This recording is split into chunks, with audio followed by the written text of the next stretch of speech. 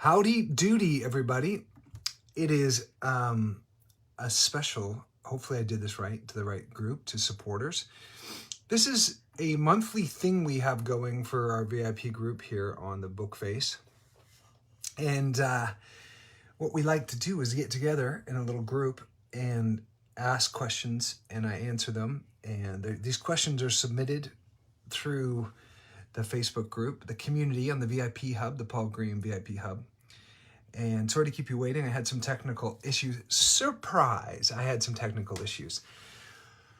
Oh, there's so much happening in the world these days. One just doesn't need to bother oneself with it. You could look at the news and make yourself fearful, or you could tune in here for a live Q&A and let me have your ear for a few moments. Looks like I went live in the right place, which is a great thing. I'm going to start off with our question number one. First of all, thank you to my VIP Hub supporters for being a part of this Facebook community. This is a monthly live that I like to do and answer your questions. And a lot of these questions are going to be going on my podcast as well, which is a rooty good time. Hello, Lisa Taylor. All right, let's get after it. Tracy Spalding. I have not read these questions, so these are cold. These are chilly questions to me, meaning I haven't read them yet. Oh, what am I drinking? This is lavender, valerian root, and chamomile tea. Tracy Spalding, is she here? As she has the first question. A bit of a tiny bit more mature this time. Do you feel that you are better prepared and are doing things different as a new father? Austin, so precious, by the way. Do I think I'm better prepared? Yes, I am. For those listening or may not know, I have a month-old son named Austin who's a month old today. And the question from Tracy was, do I feel prepared? Better prepared and doing things differently as a new father. You know, being a dad is just something I was just made to do. It's just right. Like, I love being a dad. It feels easy to me. It's an area that has my full attention. So I guess because I'm 20 years older or 18 years older, I'm obviously more prepared. I'd say the biggest thing is I'm just a little bit more present than I was when I was 30 or 29. I feel like I'm more in my body. I know a little bit more who I am. So it's all new again because it's been 18 years since my first son, who's actually leaving the nest very soon. Big crocodile tears forming in my eyes. I'm gonna miss that kid. It's been such an amazing journey being Oliver's dad. Thank you, Tracy. Yes, I am more prepared. I just feel it. And thank you for submitting these questions. So Doran Brienne says, is Austin a good baby like Oliver was? Well, once again, it was so long ago with Oliver. All I remember, and I have a very weird kind of amnesia. I only remember good things. Meaning, I have a delete mechanism that if there was something hard about raising Oliver, I just don't know it. And I speak with Oliver's mom, who is my wife. And she'll bring up all these bad things, and I'll be like, I just do not remember that. So I have a selective positive filter that I only remember good things from my past most of the time. So yes, Diane, Oliver or Austin is a very good baby, very easy to soothe. We were suggested to look at, we were referred to the Happiest Baby on the Block video, which I'm glad I watched it because there's some swaddling and some swaying and some soothing and some shushing and some sucking things that really help when he's super worked up and it's not time to eat yet, or he's overtired, and it works like magic. It's a newborn infant reflex that if anybody has newborn grandkids or kids, watch the Happiest Baby on the Block. It's just on YouTube. It's a 27-minute video, and it really gave me some tools, which if any of you have done any of our Freedom Alchemist course, you know how important tools are. It takes away the anxiety or the guesswork, and you just like, if you don't know what to do, you go to tool number 1. It's the 5 S's: swaddle, sway, shush, suck, and side. You lay them on their side. And I'm a good diaper changer. Not all diapers are created equally, though. This would be a good time for me to be sponsored by this brand, because there's a brand we use that's just amazing that we like, and they're a natural brand. We had to go to Huggies because we ran out of diapers in the mountains, and they were not good. They were plastic and left him kind of sweaty, and believe it or not, we had a blowout. We had blowouts and leaks with the Huggies, not with the natural ones. Imagine that. So yes, he's an amazing baby, Diane. I don't want to make anybody angry, but we sleep more now than we did before, if you add up the hours. Of course, we're interrupted in the night once or twice, but there's times when we have to wake him up at 4.5 hours in the middle of the night and be like, dude, you've got to eat. But then during the day, the kid doesn't stop eating. He spends a lot of time nursing, and Kate's, thankfully, and nursing is going really well for Kate. Kayan says, I just want to congratulate Kate for having the courage to go in the cold lake water. I wouldn't do it. She looks beautiful. Thanks, Kayan. Yeah. If any of you have been following me for a while, you know that ice plunges and cold plunges are a big part of my health routine.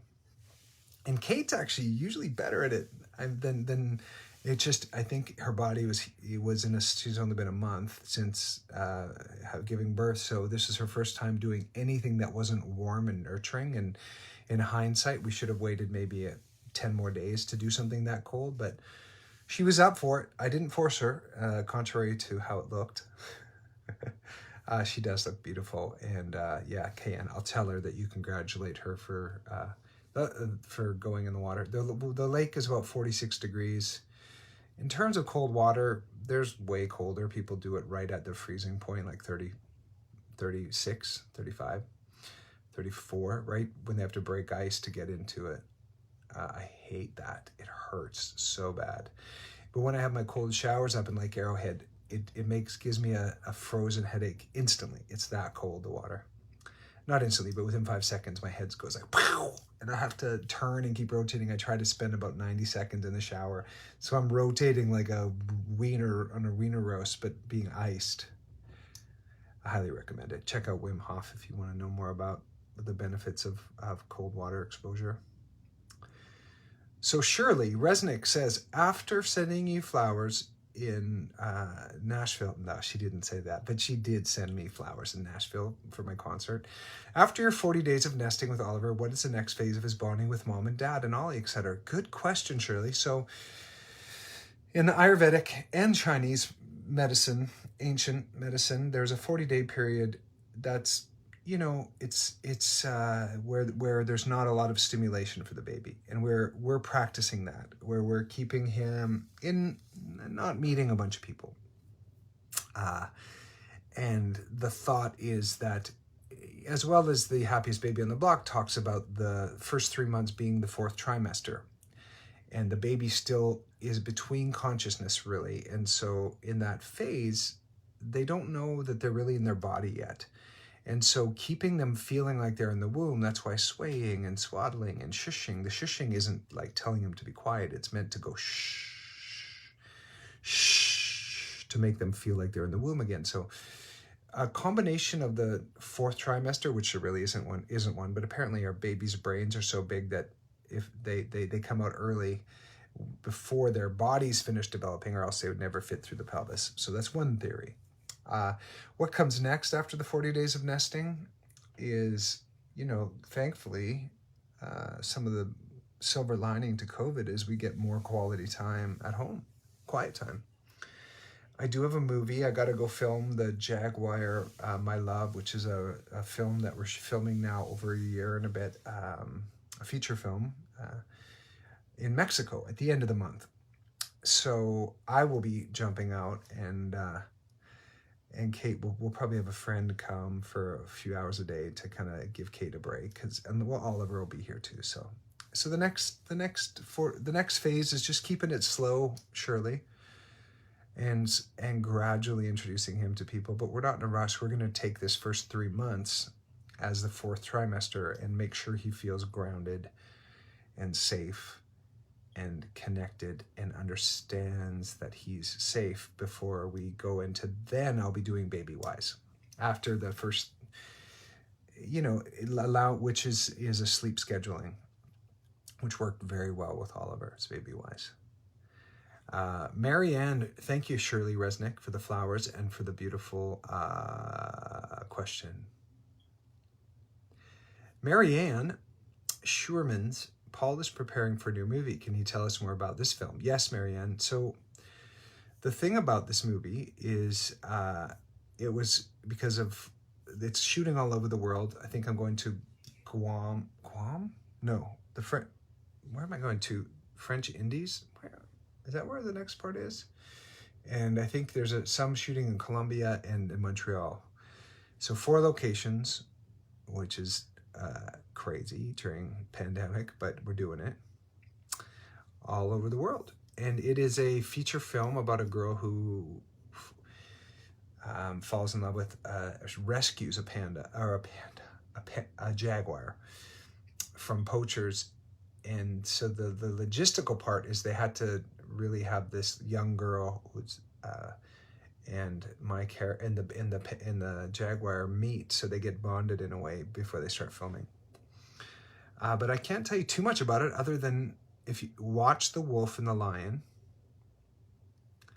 and that's the same writer, same director, and our film will be in that vibe. So a French director, I had a Zoom meeting with him, and they offered me this role. I didn't have to audition for it, which is always nice as an actor for somebody to offer you something. But they're holding dates separated over the year, so it might conflict with other projects. So we had to work out all the lawyery, legally stuff, which is always a real bag of bananas to figure out. But we did it. Okay. Hope that answers your question, but it's a family-friendly movie and very animal-based, very just like The Wolf and the Lion. So watch The Wolf and the Lion and make some nice comments on IMDb, and then let me know what you think about it. So Kelly Wright Bean also has a Baby Austin question. Is his precious hair blonde, strawberry blonde, or red? Each picture, I think it looks different. It is definitely blonde. And it looks like it's going to get lighter blonde. It's like my color. I guess mine's dirty blonde. His is way whiter blonde. Yeah. Ruth Reedy asked, I'd love seeing your mom on Eva's Bible study. Would you ever consider crashing one of her weekly Bible studies just to say hi? This is from Ruth Reedy. Would I ever crash one of Ruth? Yeah, of course. I'm all into crashing things. So just somebody let me know when it's happening and I'll pop in. I just don't want to distract from the Bible study, but maybe I can share something about the passage that they're speaking on. I seem to have no shortage of things to say, ever. While cruising, this is Talitha Mills. It's so sweet. I can see your face, Talitha, on these comments. Ruth, the screenshots of the questions is nice because I can see the person's face in the little circle next to it. So anybody who sends a question like this, make sure it's your face up close so I can really see it. I'm sure other people like it too. While cruising on through the Himalayas, Talitha asks, she says, in the highest pass, at any time were your nerves on edge? Yes, Talitha. There was, I don't know if you guys have seen The Highest Pass. It's a documentary I filmed where I was part of the filming crew and a rider on a motorcycle. Let me know in the comments here if you have seen The Highest Pass. But we took our motorcycles from Rishikesh, which is North India, over Manali, Ladakh, over the highest point by Pakistan, over to the Tibetan Plateau for a month on motorcycles. And she's asking if my nerves were ever on edge. Yes, they were on edge the first half. And that was my big journey. I put a picture of my son on the gas tank and it helped move me from fear to love, which became literally the mantra of my life. in my relationship to God, in my relationship as a parent. Like, how do I parent with love and not fear? How do I take care of myself with love and not fear? And in that movie, I was very afraid at the beginning because we saw many people die. And, billion people, there's just dead bodies, people drown, car accidents, motorcycle accidents. And yeah, it's like driving anything in India is like going one way in traffic on roller skates the wrong way. That's how it feels. So edge, yeah. But the first week or so, I had a looping thought in my head, which was, if I die, or worse, if I get mangled, who's going to come to the hospital? Because I was going through a separation, and I had a new girlfriend at the time. And I had all these visions of myself crashing and being maimed or worse, and like not walking. And the same thought looped and looped and looped and looped. And then I had to shift out of fear to love. So I put an image of love, which is my son, on my gas tank. And before I looked at that picture, I was stiff and my nerves were on edge, or I was rigid, which makes you not a very good motorcycle rider. But when I look at my son's face and this picture of us together, I would relax. And when you're relaxed, you're a much better rider, motorcycles. You react better. So fear makes you dumb, and love makes you intelligent, like smart. So yes, and that, like I said, and as we got deeper into the Himalayas, there was less traffic and it was more spiritual and I felt more connected to God. But at a certain point, the looping noise in my head went silent, and I had nothing in my head but peace. And that's sort of what made me begin to fall in love with meditation as a practice too, is the voice in your head can just be so noisy, telling you you're not good enough, or you're too good, too noisy, or not enough, or you should have more money by this age. Like, why are you so fat? Like, the mind can ask really low quality questions over and over again, the monkey mind. And I've done Vipassana, which is a 10-day silent retreat. I've done 10-day water fasts. My trip in India was so impactful because of the 12 hours a day riding a motorcycle in silence in my helmet with just my thoughts. That changed me, for sure. Gave me a tool to move out of fear into love by using imagery. So if you ever have an aching fear that one of your kids or grandkids is going to hurt themselves on a motorbike or airplane or whatever, get an image that really relaxes you and look at that and use words like thank you, or, understanding that the things that are out of your control, it is madness to try to change or affect things. And I hate to say it, but most things are out of our control, except for the way we respond to things in our lives, and people who sometimes are just sent as tests to see how we'll react. So Jennifer, thank you, Talitha. That's a great question. Jennifer Webster Fine says, has your mother met baby Austin yet? No. On FaceTime, yes, but not in person. Mama can't travel yet because she's not getting the vaccine, so she's not able to travel. Canada is becoming very tough for traveling if you're not vaccinated. So I'm not sure if she wanted me to share that, but I'm sharing that. She had COVID, so she doesn't want to. She's like, why would I need more? She's got really good antibodies. And I will do my best not to keep this political, or to keep this not from being political in any way. But my mom will, until something changes, or she might be able to drive across, but she's not able to meet Austin. And Kate's mom either. Australia is pretty tough too, but yes. So no, Jennifer, she is not, but she would like to, and I wish she could. Margaret says, any plans to go to Christmas Con in New Jersey? Yes, hopefully. Of course, I was planning to go to Christmas Con, which is in Jersey, but it was right at the time our baby was due, so I had to cancel it. Yes, plans for that and Pasadena too.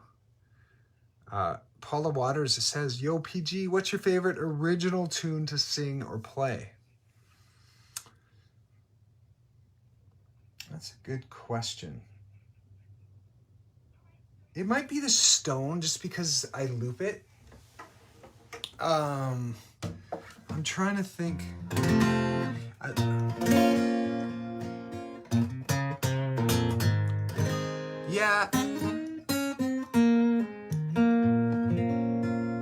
Yeah, there's a looping thing that I love with that. But Feels Good's really fun to play in loop too. I mean, yeah.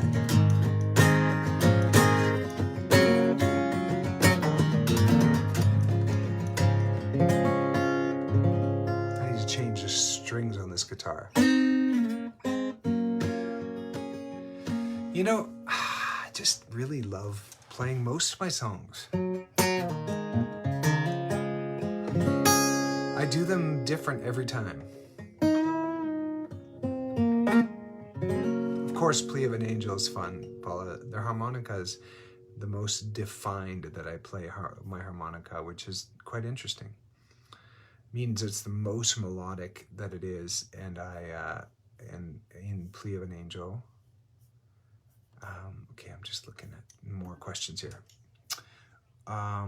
Okay, Ruth, was there 2 pages of questions? Because now I got some that are like pings that they're not downloading.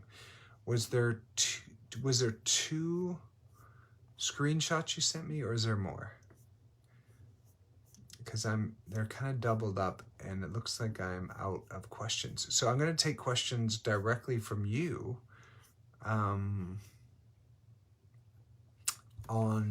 Here on Facebook, if anybody has a question. But yeah, it's I really enjoy doing my lives.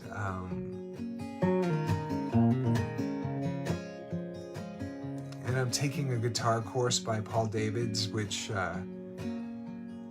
he's got a guitar course called Next Level Playing that teaches me a little bit more so I can keep growing. And I do 2 vocal lessons a week with Mark Goodman. Mary Moore says, any plans for a new Hallmark movie? Yes, there's 2 more that are guaranteed to be coming. I just don't know all the details yet. Would I come back to El Monte to film? Of course.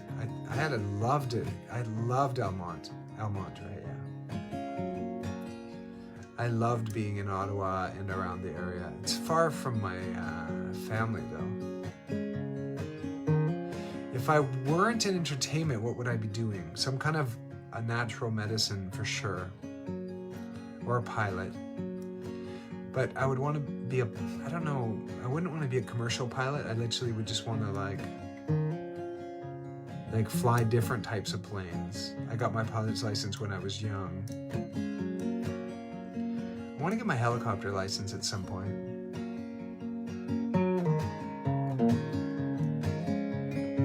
Yes, this is the Somavedic, which is one of my sponsors for the podcast. Do they help Austin sleep? I think so. Our first night in Lake Arrowhead, we didn't have it, and he didn't sleep very well. And then I remembered I had it, and I plugged it in, and the next several nights he slept good. So yes. Rita says, do you foresee going back to When Calls a Heart or When Hope Calls? I'm not sure. Show me the money. I'm just kidding. Depends. Honestly, yes, but it does depend on the deals and contracts and all that. And the story, if they have good stories. Terry says, how is fatherhood different now for you from back when Ollie was born? I shared this at the beginning, Terry. I'm just more present. I'm older, wiser. And you're welcome, Ellen. Yes, and I've just doing it with Katie as my partner. She's just amazing as a mom. And so, the partnership of Kate and I is just stellar. and we work off each other well, and we help each other a lot. And yeah, I just love being a father. All right, I'm going to wrap this up, everybody. We'll keep this short and sweet. Hope to fly to Australia, Lisa, to see Kate's mom and her family. Do I enjoy writing and singing, music, or acting? I enjoy it all, Betty Sue Smith. Don't make me choose. I wouldn't want to give any of it up.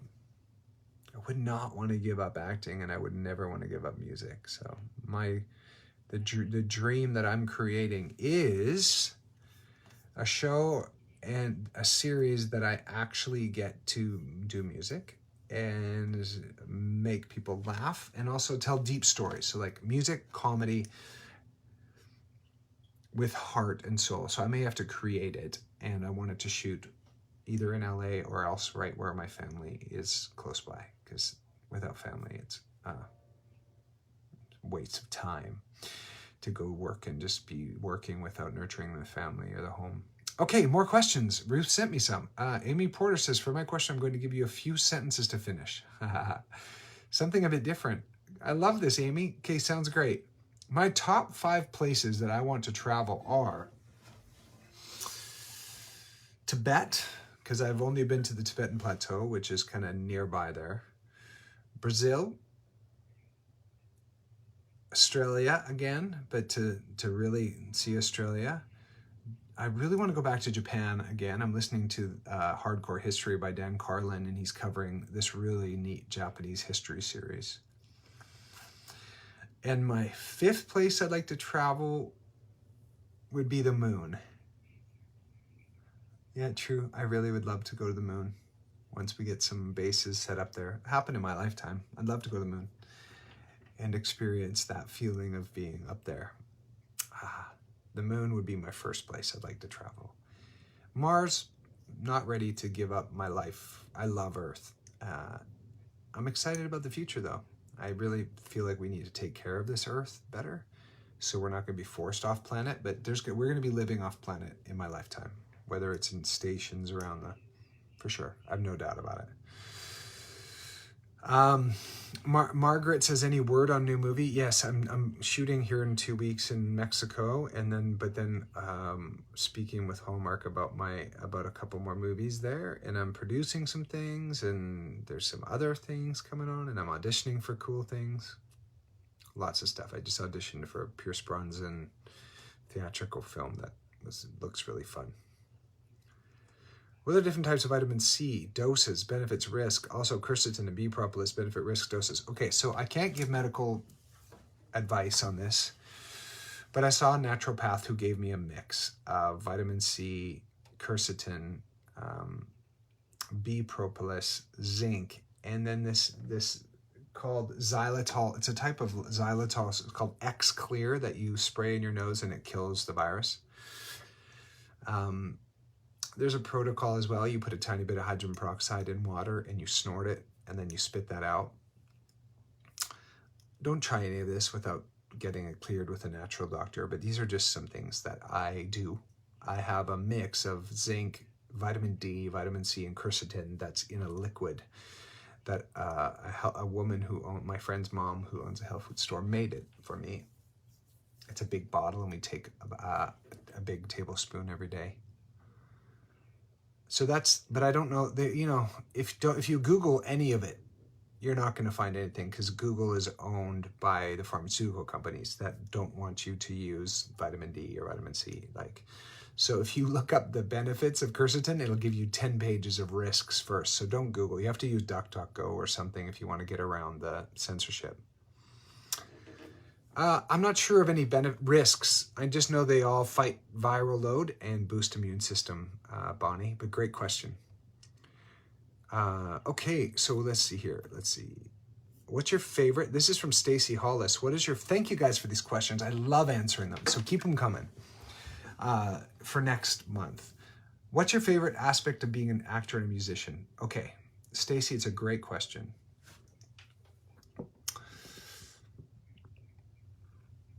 I love the freedom to work hard for a period of time and then have time off. I love that.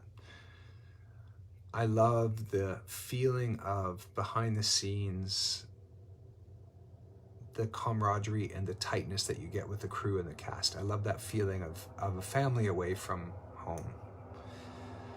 I love that I'm creating art, music, and film that 100 years after I die, somebody might pick it up somewhere in whatever way they find it then, and put it in, and that my art will live on for, you know, as long as the medium lives.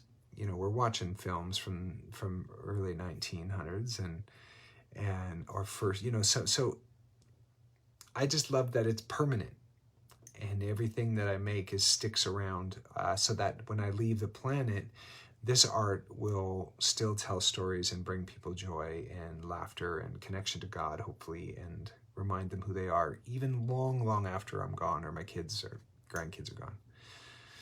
That's the existential part of being an actor. But I love the freedom, Stacey. I chose careers that I love. I will never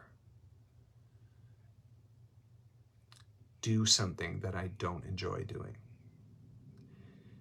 I'm not going to get up in the morning and be like, oh, I can't believe I have to go do this. Like, if that happens, I'm in the wrong field. And fortunately, with acting and music, that's never an issue. I love them both. Oh, wow. Charlene asked the exact same question. If you weren't an artist, actor, musician, what would I be doing? Well, sorry, that's not the exact same question. That's quite different. So Charlene Lee says, if I weren't an actor, artist, musician, what would I be doing? Medicine of some kind.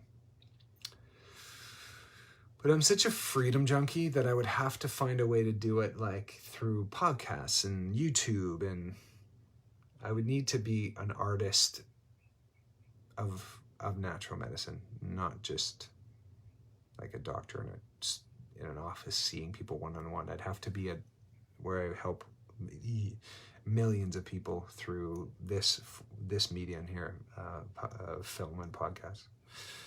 Thank you, Charlene. And or something in the physical, like a pro athlete of some kind, Charlene. Like, I was on my way to be an Olympic athlete with volleyball at a certain point when acting and modeling happened.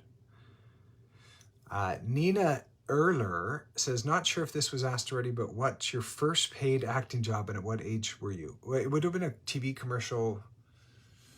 I'm guessing it might have been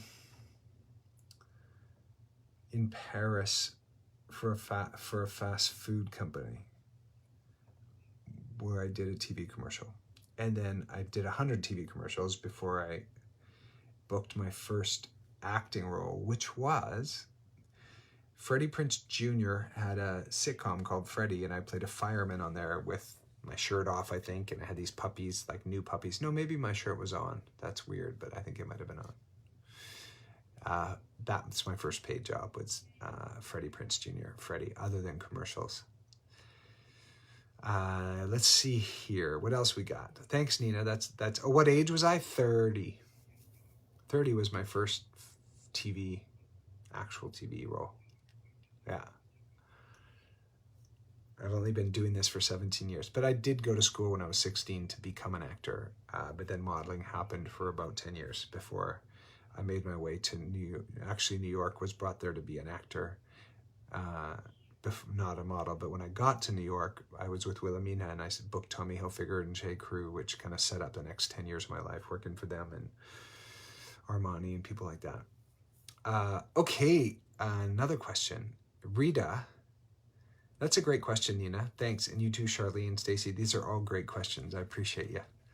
Now, my comments have stopped on here just because I'm trying to focus. So if you're asking me more questions on here, it just means I'm running out of space. I mean, I'm going to go to these questions first, and then I'll wrap it up. Any idea when the grandmas will be able to meet Austin? Hopefully soon, Rita. Maybe my mom can drive and then fly from Montana somewhere. That would be cool.